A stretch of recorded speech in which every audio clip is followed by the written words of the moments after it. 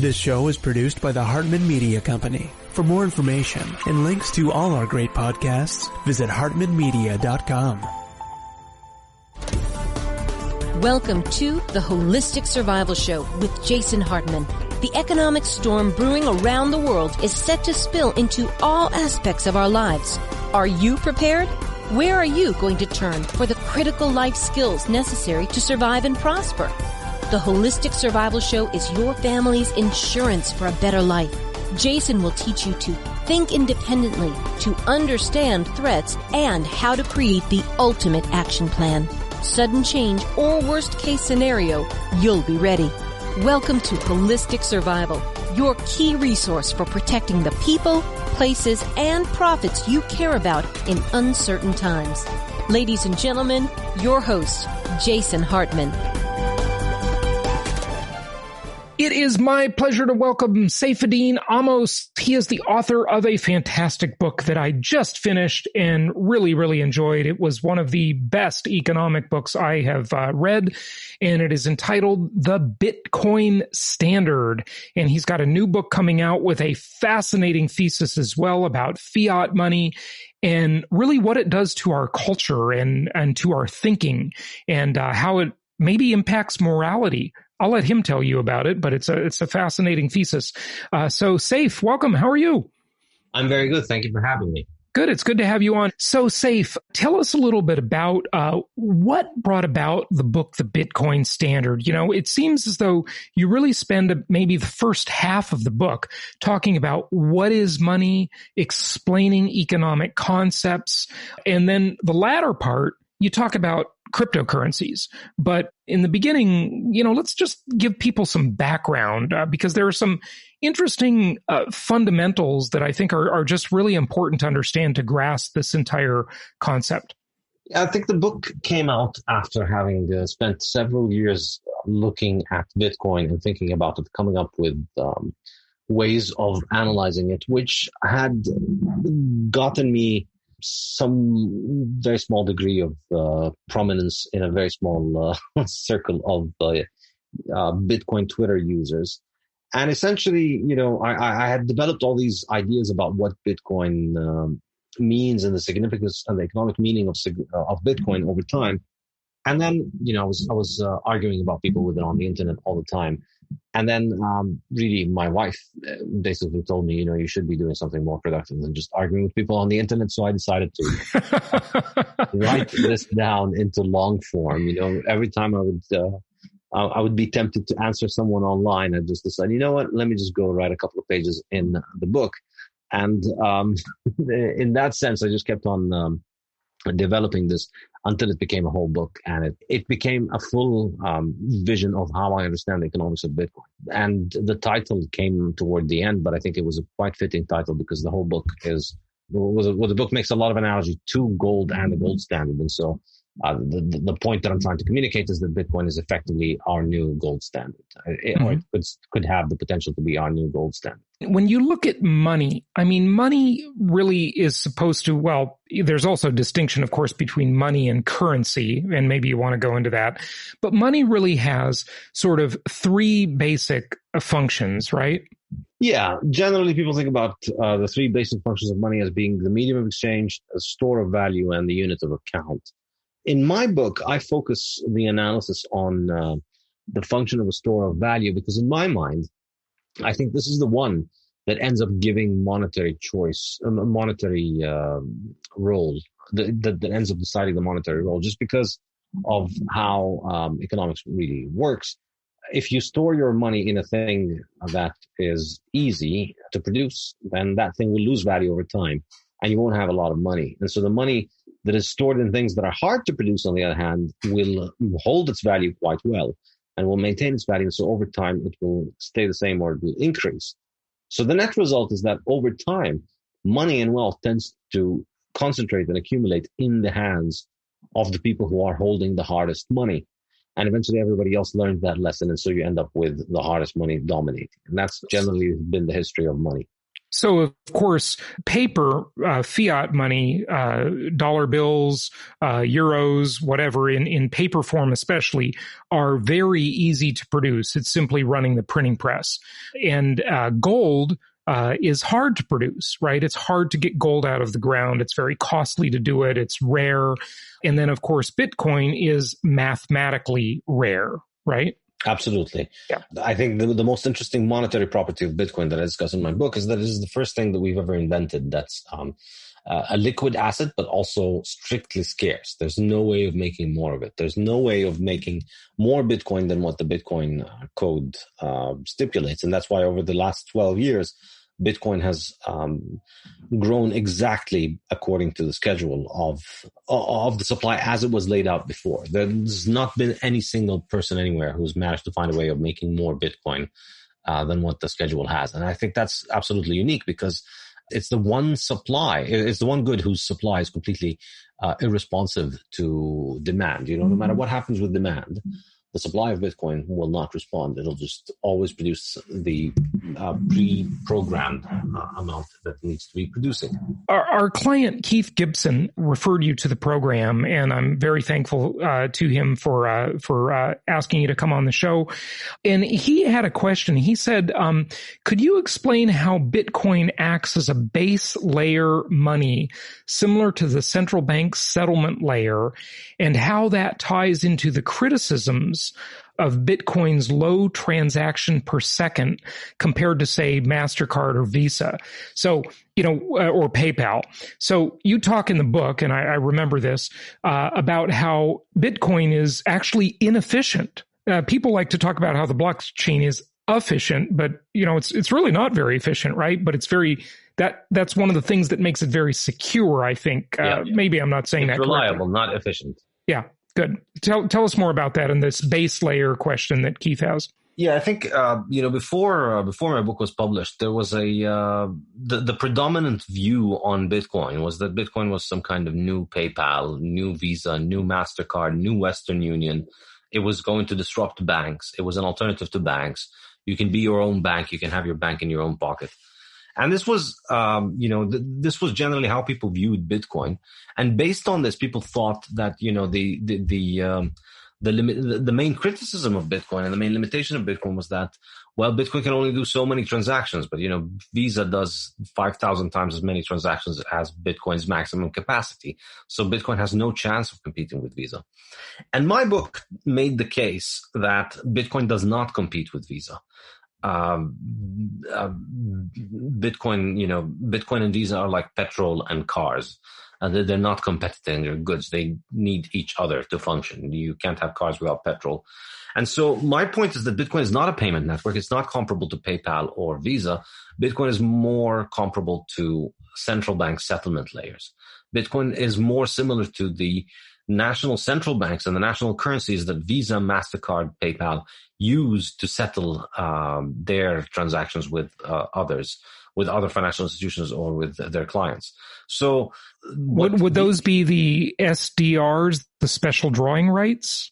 Well, mainly it's national currencies is what Bitcoin replaces. So the subtitle of my book is that the Bitcoin standard is the decentralized alternative to central banking. And that's the point is that it is, Bitcoin does not compete with banks and it does not compete with payment processors. Bitcoin will need banks and payment processors built on top of it. Bitcoin competes with the settlement layer behind banks and payment processors.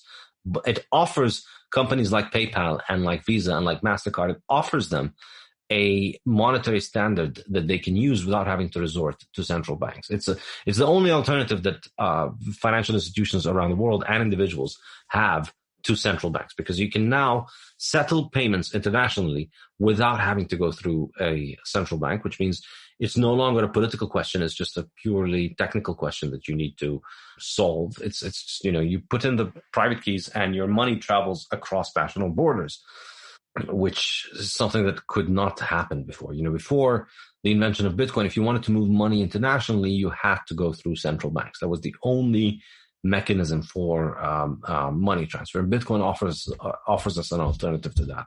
Okay, so I think that's a good segue to just maybe telling you a little bit about my evolution in this, because I think it will address some of the skepticism that people have out there. You know, I started hosting a show called the CryptoCast several years ago and expressed some of this skepticism very openly. So I learned about Bitcoin when it was $74, and of course have many regrets now. So I'll be the first to say that.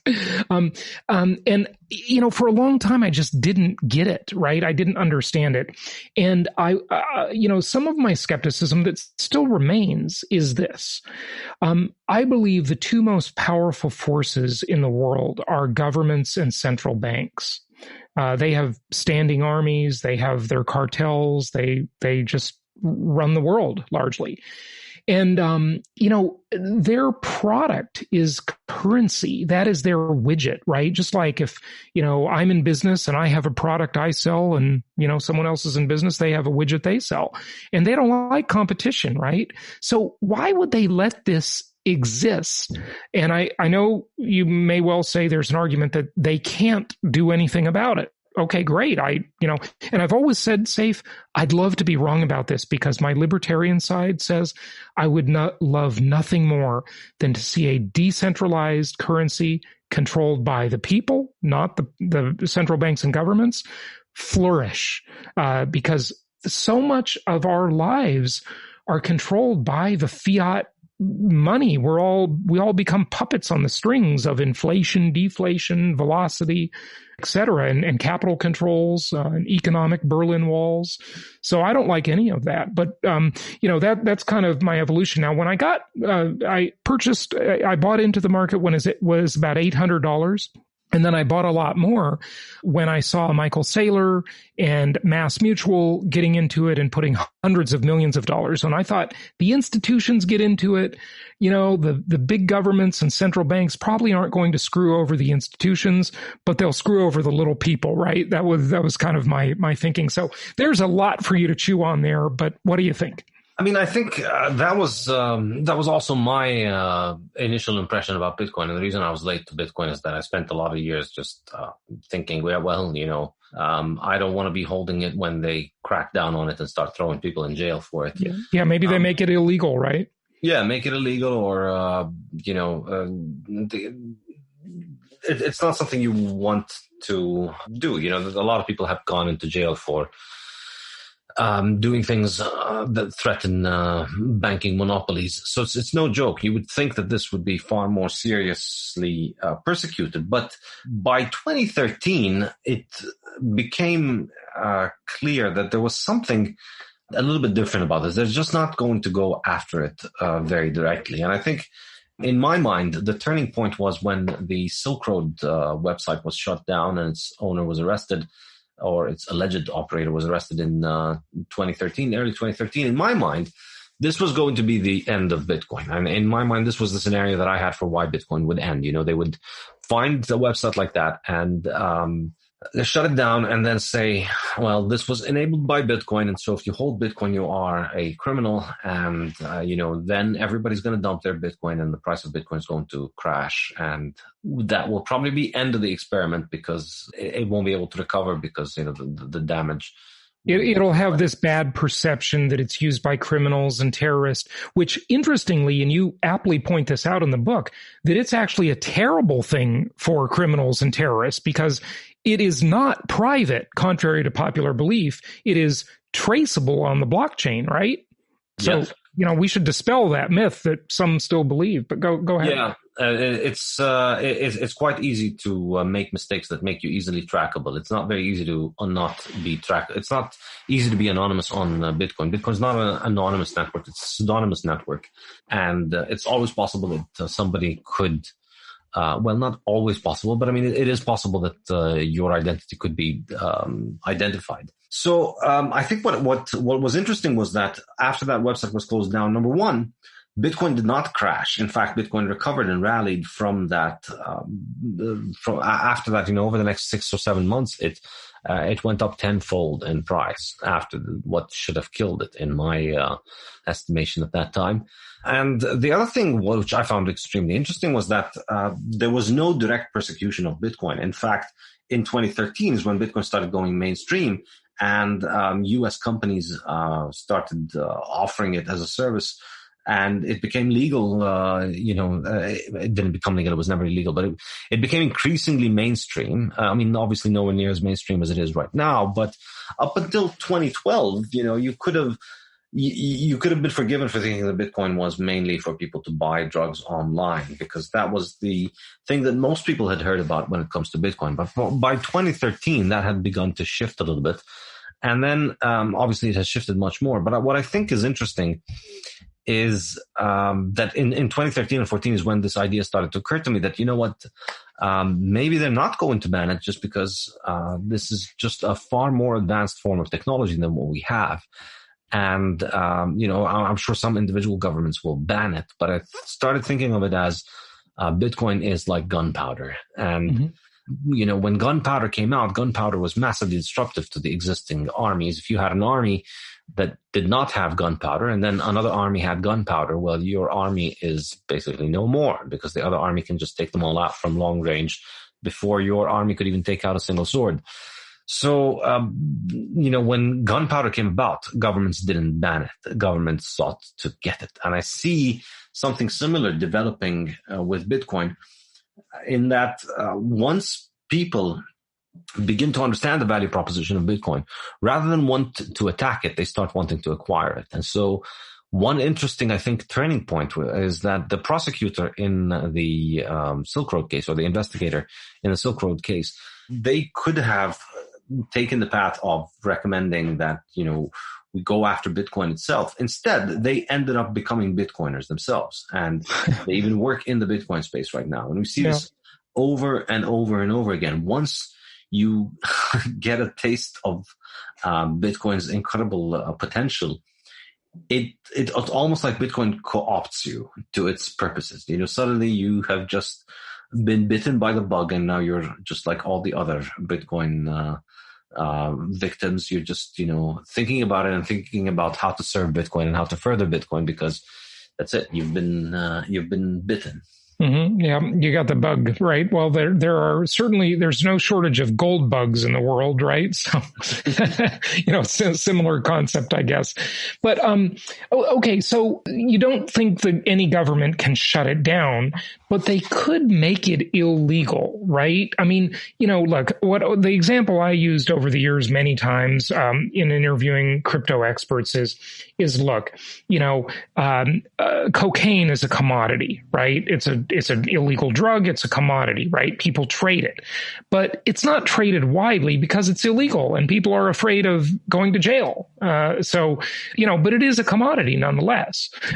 If they said Bitcoin is illegal because you've got to use FedCoin, for example, their cryptocurrency that they'll eventually make, and they want to control velocity and inflation and so forth, couldn't that displace it and really hurt the store of value?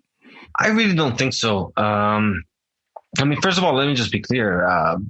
The governments can do all kinds of things, and I'm not. Right. They can do whatever they want. Yeah. Well, within the realms of the laws of physics and economics, yes.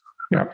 But I think the way that I see it is that ultimately, any kind of action against Bitcoin can hurt Bitcoin, but it can't eradicate Bitcoin. That's the difficult thing about it. It's almost impossible to eradicate Bitcoin, because Bitcoin can shrink to the size it needs to shrink to in order to survive. If you restrict people buying it and you restrict people mining it, the mining declines in volume and the price of the Bitcoin commodity declines in volume enough for it to be essentially able to run at a very small scale that is very hard to detect. Mm-hmm. And so it fades into insignificance, but it doesn't die. But then the fact that it doesn't die will likely spur the rebirth, in a sense. So we always have this, the fact that it's not easy to eradicate it means that, you don't want to pick a fight with it, because you don't want to undermine your authority and credibility by picking a fight and then losing it. And then also the aspect of preferring to use it. Now, I think you're correct in that central banks can introduce their own digital currencies. And in one of my recent podcasts, I discussed this in the Bitcoin Standard podcast.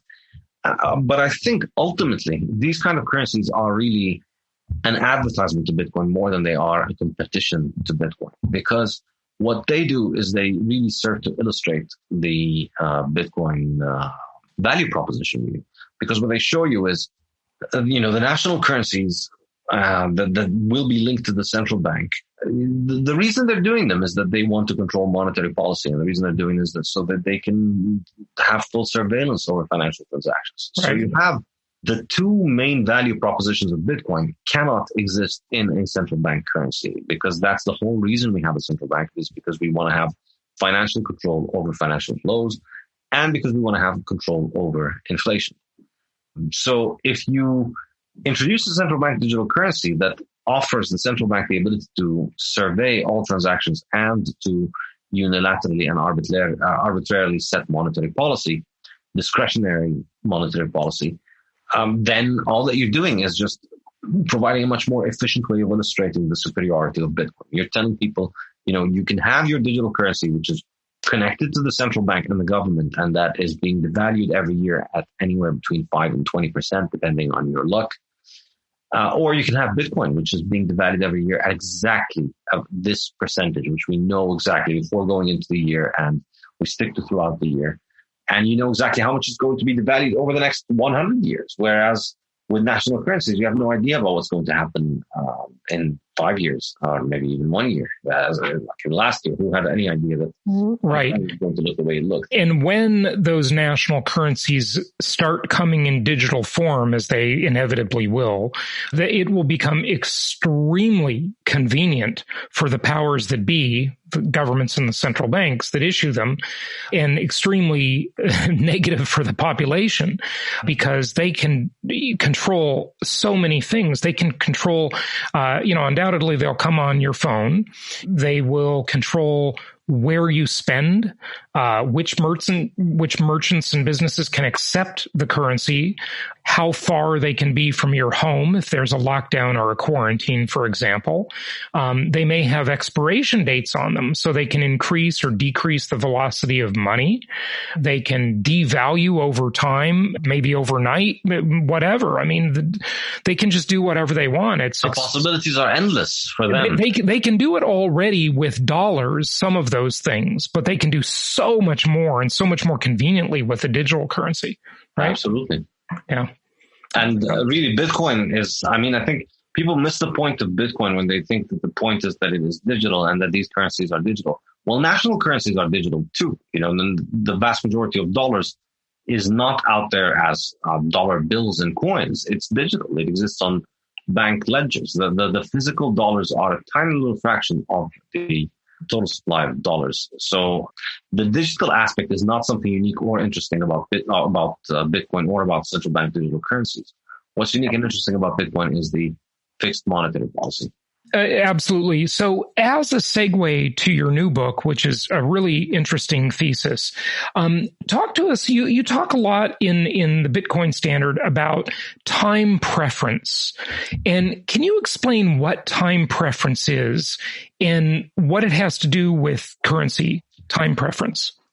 In the Bitcoin Standard, I spent a significant chunk of the book talking about time preference because it's one of the most fascinating, or the most fascinating topic in economics for me. And when I was at university, every class that I would teach, every course that I would teach, I would always sneak in a lecture on time preference. Whatever the topic of the course, I'd always have a lecture on time preference. And I'd always tell students, this might not be the most important thing for your exam, but this is going to be the most important lesson you'll learn in this class and probably in all of university. So, wake up and pay attention to this one. And because I really think it's the most important thing economics teaches you. Time preference refers to the degree, to the extent to which you discount the future compared to the present. So your time preference is a measure of how much more money would I need to give you 1 year from now in order to take away a sum of money from you today. So if I owed you $100 that I needed to pay you today, what sum of money would you accept for me to pay you the $100 plus interest next year? So if the answer is 105, that effectively means that you discount next year by 5%. So you value $105 next year as much as you value $100 today. And so the higher your time preference means the more you discount the future, the less value you attach to the future compared to the present. And the lower the time preference means the less you discount the future. So you keep attaching more and more value to the future. So it seems like a very simple concept, but it's actually quite powerful in understanding individual choices and all manner of important questions in economics.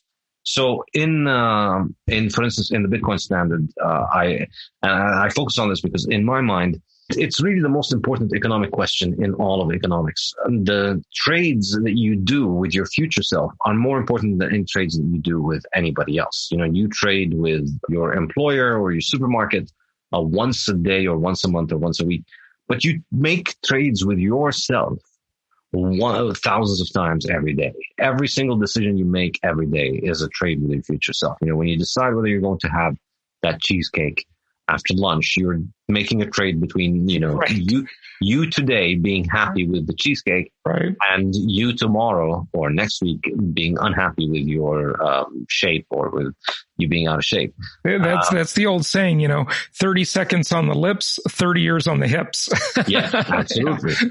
Exactly. So it's a really powerful analytical tool to start thinking about all manners of decisions, because you see that it applies to everywhere. You know, the example I like to give to university students is how you study for an exam. If you come into a course and you start studying for the material day by day, and then, you know, you're constantly keeping a low time preference and prioritizing the end of the semester throughout the semester. And you get to the end of the semester, you review the material and you get a good grade. Whereas if you have a high time preference, then you discount the end of the semester very highly. So you spend all semester partying around, and then you need to cram in the last couple of days, and it doesn't work. And it applies on all manners of things in our personal life. And in my mind, the reason I bring this up is because I believe that money is instrumental in determining time preference. And I discuss this in depth in the Bitcoin standard, as well as in my next book, the Fiat standard, and in the economics textbook, which I'm writing right now, which is Principles of Economics.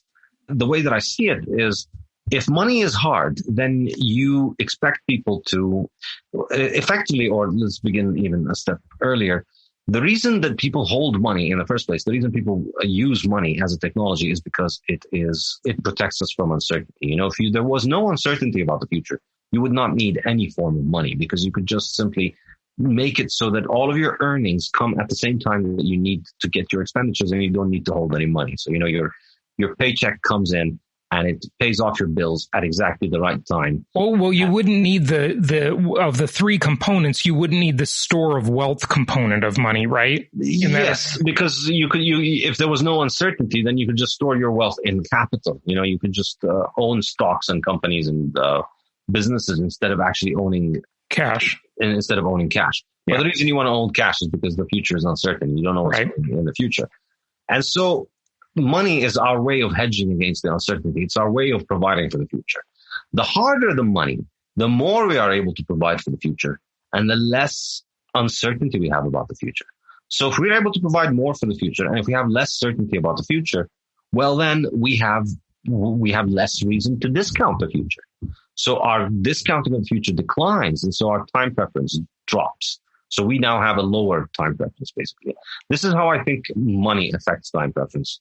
Okay. So what does that do to us before I ask what it does to us as people, I want to ask you, is there a distinction between time preference and the time value of money that we've all heard of, which is just inflation, right? Is there a difference between those two? I mean, they're kind of related, but yeah, they're distinct concepts. And that, I guess the time value of money is how much you're discounting money over time, which is determined by time preference. Yeah.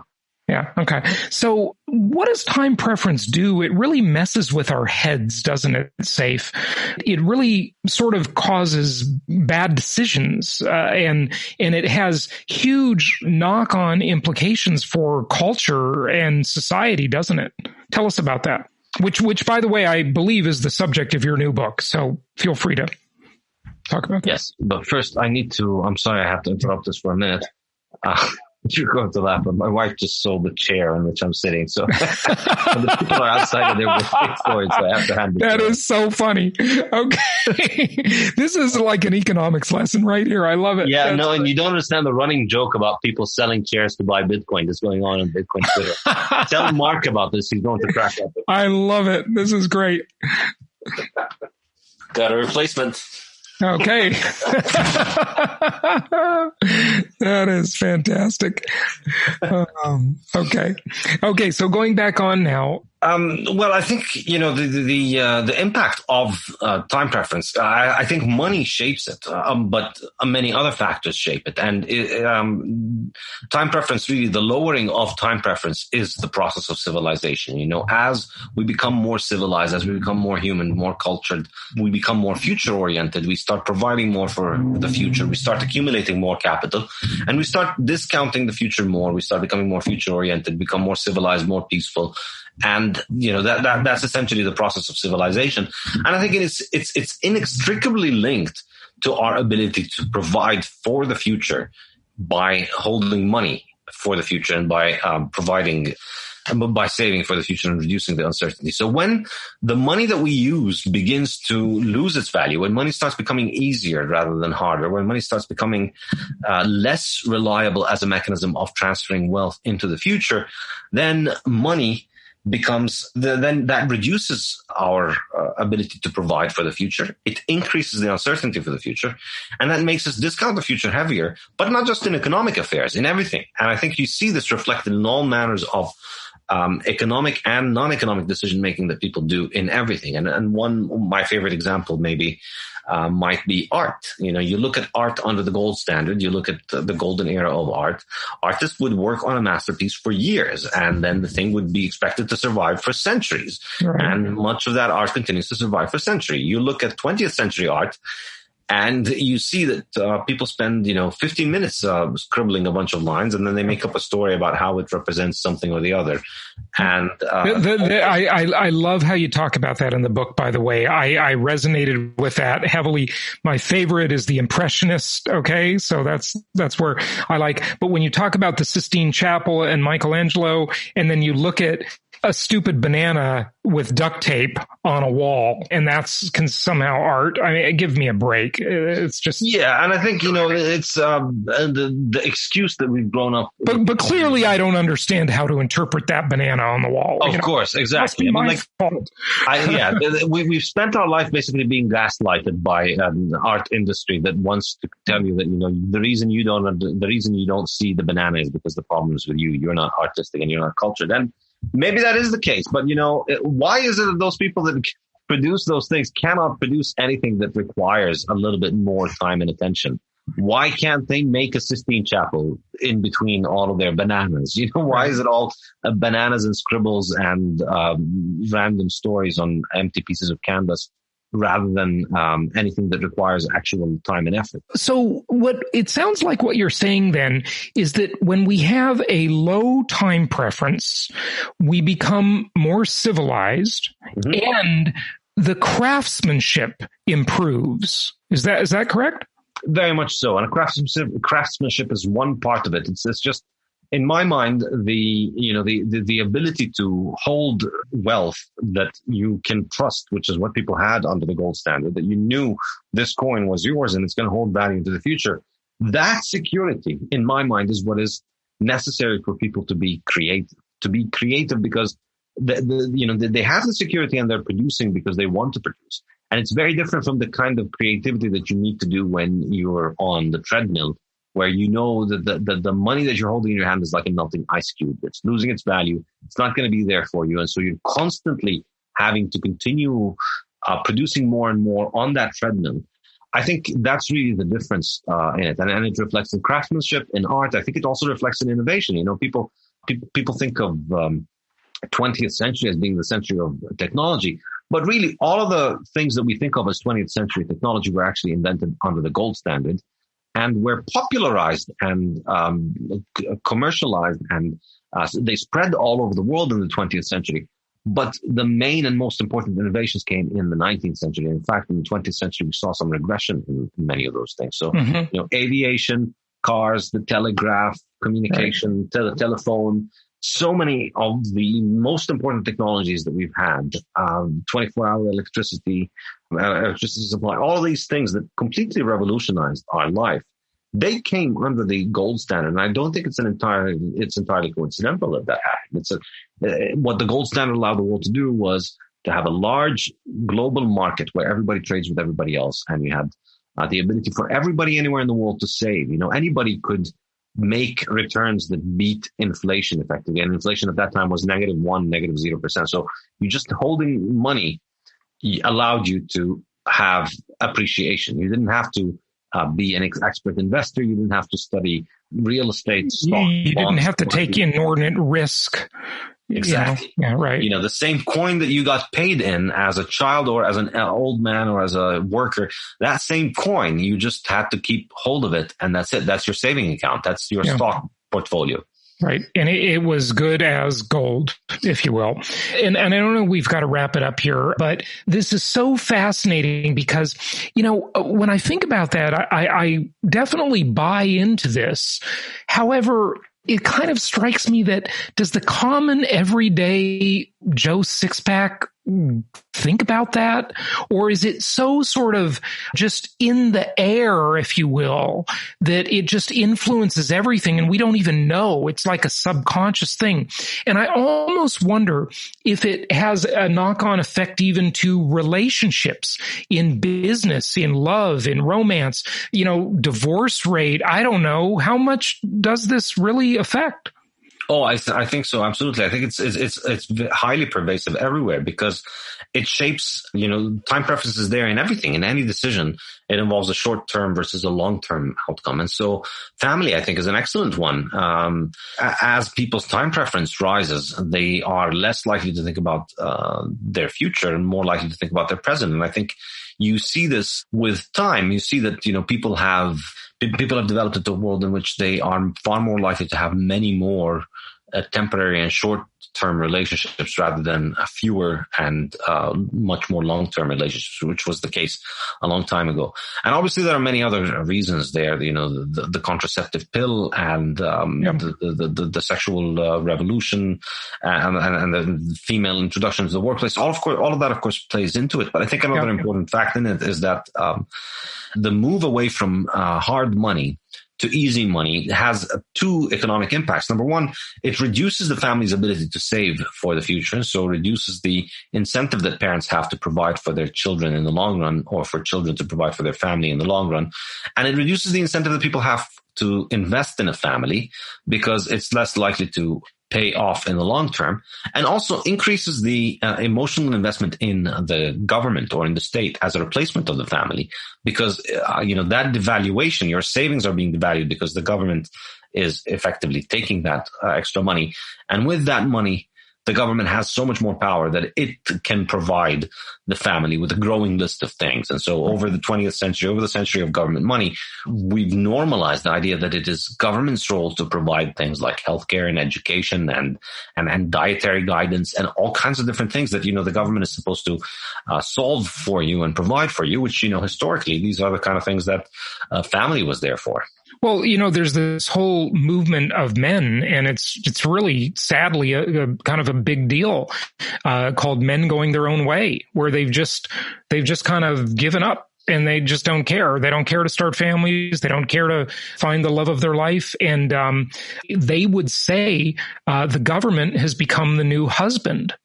It's like, since when was the government supposed to have this role of interfering in every area of our life like this? People view relationships and culture in a much more disposable manner when they have a a short time preference. Yes. Just want to make sure I've got this right. High time preference. Versus if they have a long time preference, or, they consider their reputation to be more important and those relationships. I don't want to burn bridges. That person might be useful to me in some way in the future. I'm going to act in a more proper way because I'm going to value the future more. Whereas, everybody just kind of becomes a hedonist and values the now if they have a short time preference. And it almost at first to me, but I'm really starting to see the connection, seemed like a bit of a leap to say, well, that's because of the currency, right? I can see your point. Yeah, I mean, a lot of people have the inclination to just laugh initially, but it's no. When you think about it, it really matters. Go a ahead. lot of people prefer to laugh than to think. Yeah, well, sure, because it's instant gratification. That's true. Actually, absolutely. Thinking is hard work. Yeah, exactly. And in particular, thinking in particular that it needs to involve several chains of reasoning. When all right, well, this happens and then that happens. So what if we take that as a thing, and then what is the implication of that? Right. That kind of reasoning is very hard for most people who prefer to just get to laugh at the things that their TV tells them to laugh at. Sadly true. And, we see on social media today, it's very apparent that we have at least a couple of generations of people that lack critical thinking skills. So, and thinking is hard work. It's not instant gratification. So absolutely. I would agree. Saif, thank you for spending so much time for us. Wrap it up with any closing thought you have. Give out your website. Tell people where they can find out about your new book, whatever you like. Yeah, you can go to my website, Saifedean.com, or my Twitter as @Saifedean, and that's spelled Saifedean. And on Saifedean.com, you can subscribe to receive weekly chapters of my forthcoming 2 books, The Principles of Economics and Fiat Standard. You will get a new chapter every week, alternating between the 2 books. And the 2 books should be published in 2021 this year. So you'll be getting a sneak preview of the chapters as they are being finalized if you sign up. And you'll also have access to my 4 online courses in Austrian economics. Excellent. Good stuff. Saif, thank you so much for joining us. Thank you so much for having me, Jason. Have a good day.